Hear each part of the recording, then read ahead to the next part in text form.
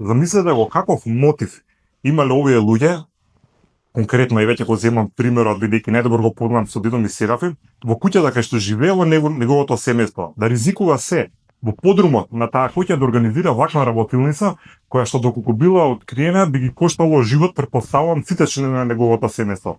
Колкава била желбата за слобода, колкав бил поривот конечно по многу векови да имаме сопствена држава, односно македонскиот народ и сите други народи кои што живеат тука, меѓутоа првенствено македонскиот народ да има сопствена држава. Сонот дека после многу векови конечно ќе можеме сами да се организираме своја држава, да имаме своји институции, своји болници, своји академии, да можеме на локални избори сами да гласаме, да биде првпат во историјата сами да одлучуваме за себе.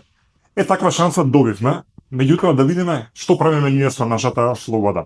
Колку многу го почитуваме тоа што овие наши предци, не само дедо, има и други луѓе кои што многу повеќе дале, некои живот дале и така натаму, како ние се сеќаваме на нив и како го градиме наративот за борбата и страдањата и жртвите кои што сме ги дале за слобода. Ќе го земам за пример ова мало музејче во срцето на градот. Прво што гледате, пред музејот нелегалната работилница има измет.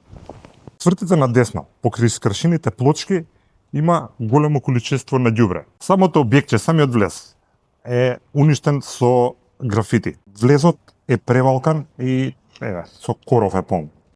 Ако направите кругче, ќе го видите ова. Зошто го кажувам, зошто раскажувам оваа приказна? Бидејќи е навистина срамота како не знаеме и како не можеме да си го почитуваме своето. Кога конечно можеме да градиме свој наратив, кога имаме вакви приказни во центарот на градот, ние наместо тие да ги афирмираме и да ги користиме како како мотивација на сите наши граѓани, посебно на учениците, дека за оваа држава вреди многу да се направи, ние оставаме тоа да биде една брука. Кога можеме сами да одлучуваме каков ќе биде нашиот простор, ние одбираме да биде вака. И за тоа се извинувам, меѓутоа никој не ни е крив.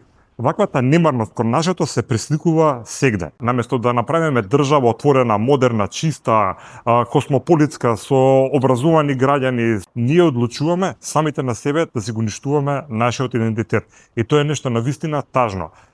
Принципот на негрижа кон овој музеј, се извинувам што го земам сега само овој за пример, бидејќи највеќе сум запознаен, морам од негде да ја градам приказната. Примерот за негрижата за овој музеј се пресликува за негрижата на целиот простор, се пресликува за негрижата за околината на собранието, за околината на владата, за околината на Народната и универзитетска библиотека. Практично сегде мора да научиме да се сакаме и да се почитуваме.